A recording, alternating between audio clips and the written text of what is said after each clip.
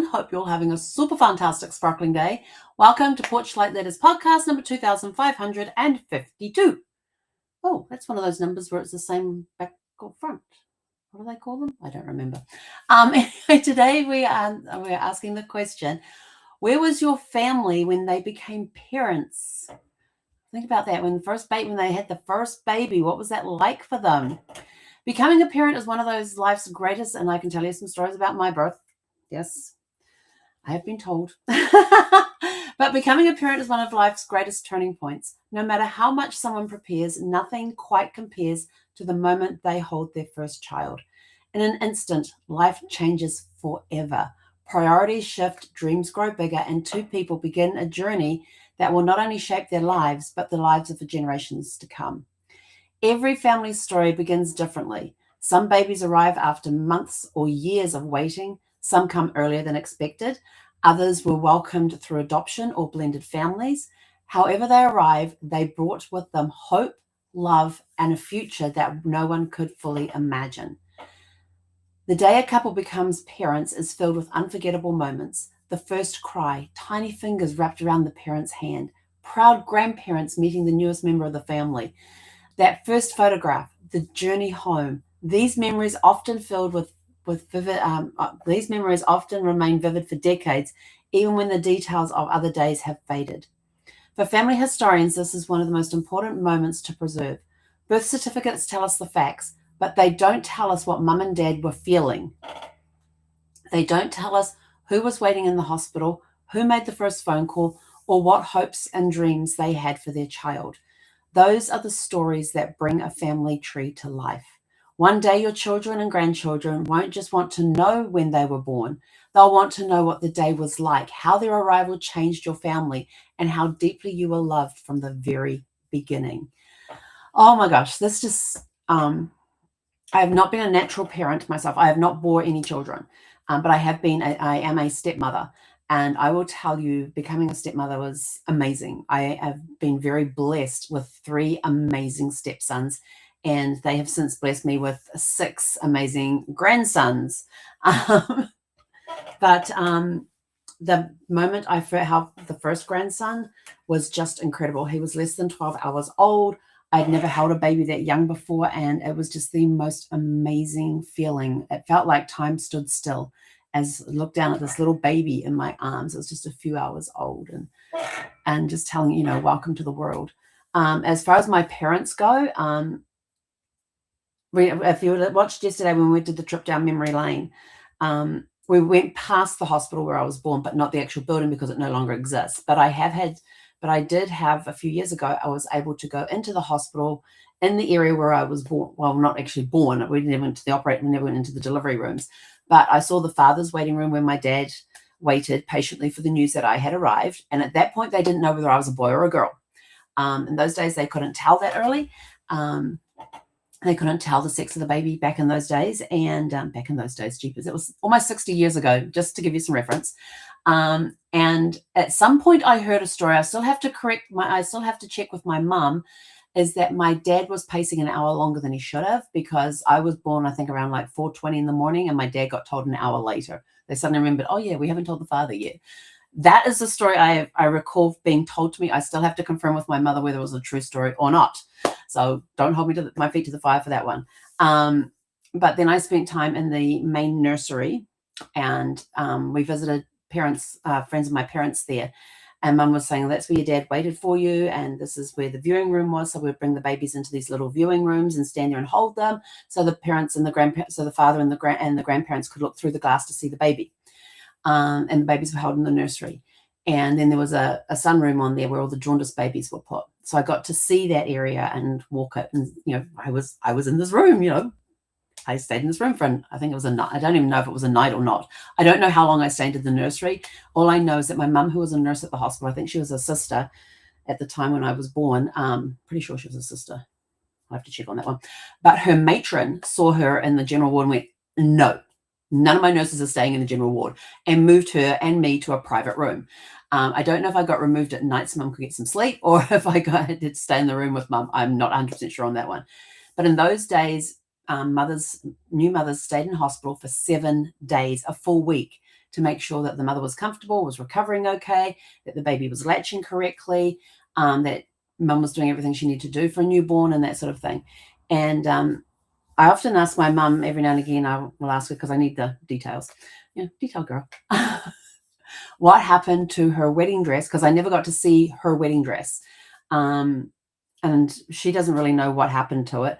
But she said her wedding veil. And now, when I first got married, I wore her tiara that she had. She recovered the satin on there for because it's a little old and musty, but I got to wear her tiara on my first wedding. And but the veil, it didn't survive very well. She had the bassinet ready at home, and she'd taken her veil and used it at the top of the bassinet. You'll see some that have a thing that comes up, and then there's like this veil piece that comes down over the side, drapes down over the side and all that, and it was all pretty and ready for me to come home. And at this point, I didn't know if a boy or a girl, but that was ready for the baby to come home.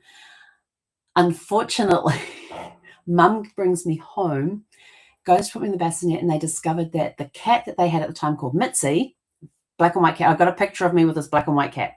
Don't have any recollection of the cat. But I had gotten into their nursery room and had shredded the veil. And mum said she sat down with me and just cried. And I said, I don't blame you. I would have too. But that's what happened with her wedding veil, is that she used it on the bassinet, and the cat got to it and tore it to shreds. So that's part of my birthing story, my arrival into the world. And then I'm a December baby. So my mum's birthday, my mum celebrated her birthday in hospital with me because her birthday is 2 days after my birthday. And then over the years, as I got older, we would celebrate on the day in between.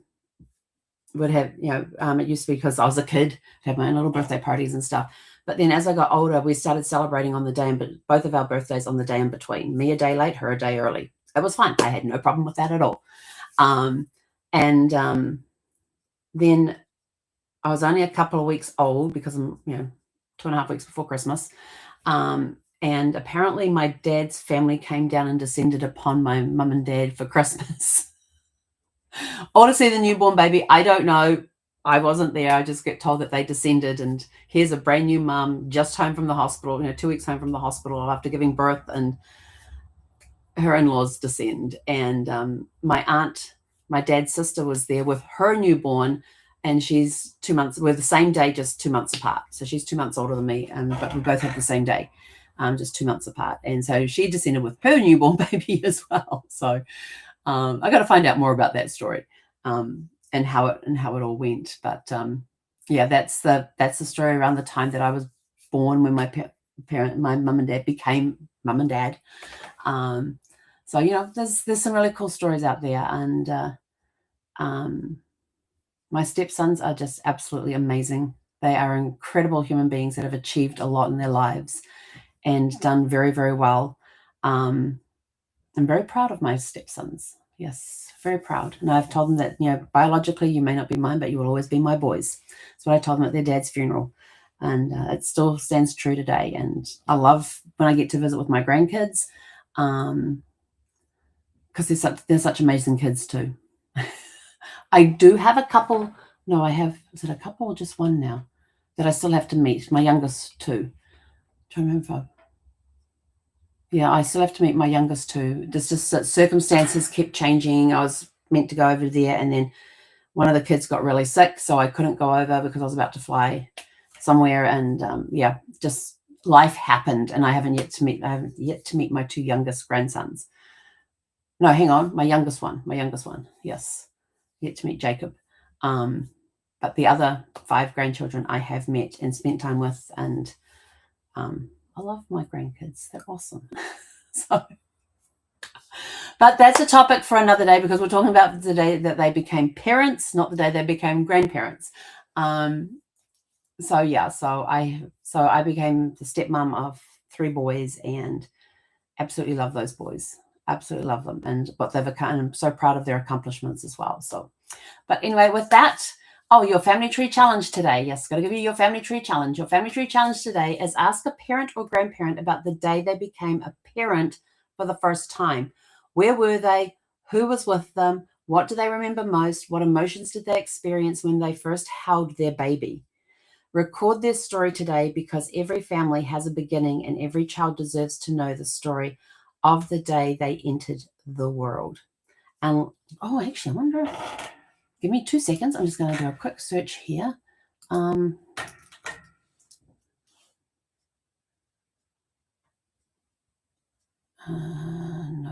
not there.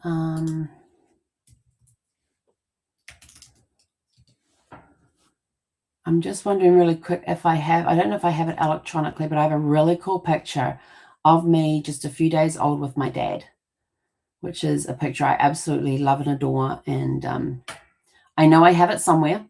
I just don't know if I have it readily available to be able to share it with you. And it doesn't look like I do. Looking for the black and whites. Let's see if I can do it this way.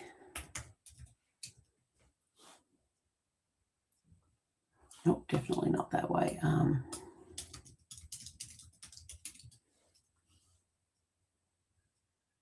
Just having a quick look here. Nope. I'm going to have to find it, and I promise I will share this picture. It's a really cool picture. And I also have, I may not have them scanned in online. Oh my gosh, I forgot I took a photograph of that. Anyway. But, oh, and let us know some of the stories that you uncover in the comments below. Let us know some of the stories you uncover as well. If there's funny stories, crazy stories, whatever. The crazier, the better. Normal stories are okay too. We love them as well because they're all part of history. But yeah, I do have a picture of me when I was a newborn with my dad. He's standing there holding me in his arms, and I love that picture. And then I have a picture that's got myself, my mom, and my great grandmother. And the only person missing out of that generation, it's kind of 4 generations, missing the third.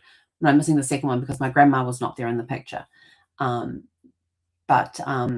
it was myself, my mum, and my great grandmother, who I am named after. I'm named after her. My middle name is Mary, and her name was Mary. And when she heard my first name was Helen, she got all excited because now I was named after her and her sister. And people in the family didn't recall her having a Helen as a sister. But years later, when I was doing some genealogy research, I came across her sister, who was Edith Helena. Yeah, Edith Helena, and that's where the Helen came from. So I said to Mum, I found the sister that Granny thinks I was named after. Even though nobody in the family knew she had a sister called Helen. She didn't know it was Helena. But that's okay. Granny can believe that if she wants to, and she believed that. Nobody corrected her on any of that. And so if she wants to believe that was totally fine. I have no issue with it. But anyway, I'm out of here. Go out, have a super fantastic sparkling evening, and we'll catch you guys back here tomorrow evening at 6 p.m. Pacific. Hei konera.